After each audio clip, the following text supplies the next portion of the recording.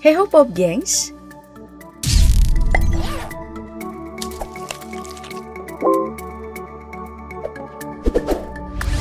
Menurut Profesor Ilmu Politik dari Northern University Amerika Serikat, Maya Cross, invasi Rusia ke Ukraina ini memang menjadi ancaman bagi dunia.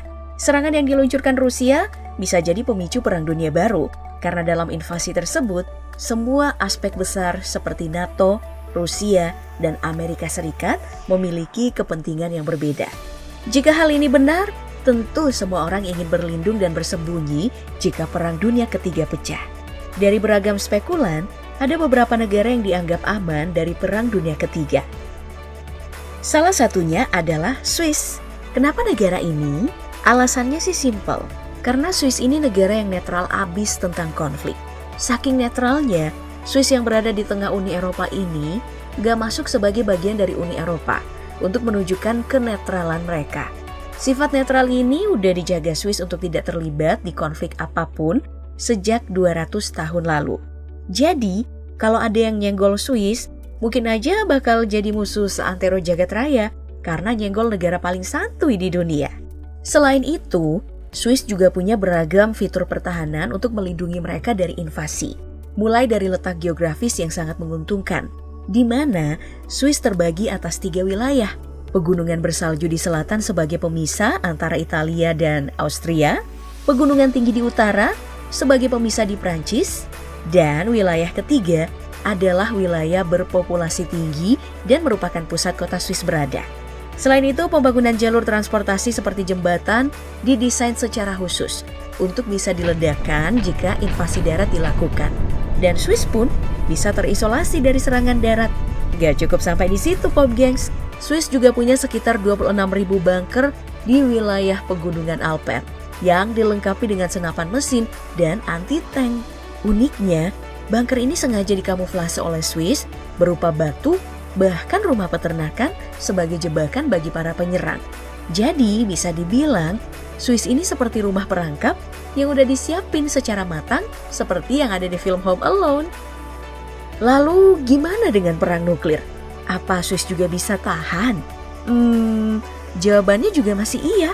Sejak tahun 1978, pemerintah Swiss memerintahkan seluruh bangunan publik yang dibangun harus dilengkapi dengan fallout shelter yang bisa digunakan untuk perlindungan perang nuklir. Pada tahun 2006 kemarin, jumlah bunker ini dilaporkan bisa menopang 114% dari populasi Swiss dan akan terus bertambah. Oh iya, masih ada lagi satu hal, yaitu wajib militer bagi pria dewasa di Swiss juga dilakukan. Jadi, semua pria di sana itu mendapat pelatihan militer selama 3 bulan dan nantinya harus siap bela negara. Wah, keren juga ya Swiss ini. Kira-kira kalau di Indonesia ada wajib militer gimana nih? Ada yang setuju? Negara berikutnya ada Tuvalu yang merupakan sebuah negara kecil yang berada di Samudra Pasifik. Saking kecilnya, negara ini hanya berupa titik-titik kecil di peta dunia. Beragam ahli berpendapat, jika Perang Dunia Ketiga pecah, maka Tuvalu tidak akan menjadi sasaran dari negara manapun karena wilayahnya yang sangat kecil dan tidak jadi ancaman. Jadi, jika Perang Ketiga dimulai, mungkin saja Tuvalu bakal dicuekin seantero bumi, yang tentu aja baik untuk negara kecil tersebut.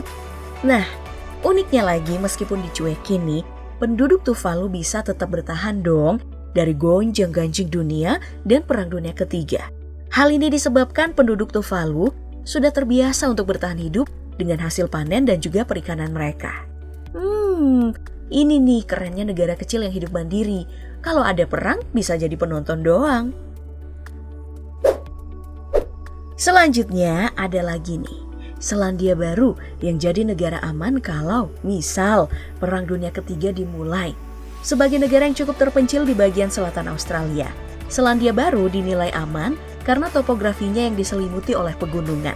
Selain itu, posisi dari Selandia Baru juga nggak melewati jalur-jalur perairan penting yang bisa jadi membuat negara ini dicuekin jika saja Perang Dunia Ketiga terjadi. Amit-amit ya, apalagi kalau mau bahas soal bertahan, Selandia Baru mah gampang. karena sektor pertanian dan peternakan negara ini dianggap salah satu yang paling maju di dunia.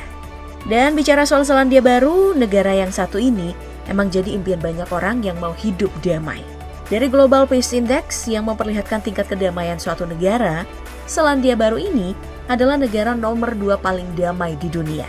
Hal ini disebabkan sifatnya yang netral dari konflik dan juga iklim politik Selandia Baru yang gak pernah panas.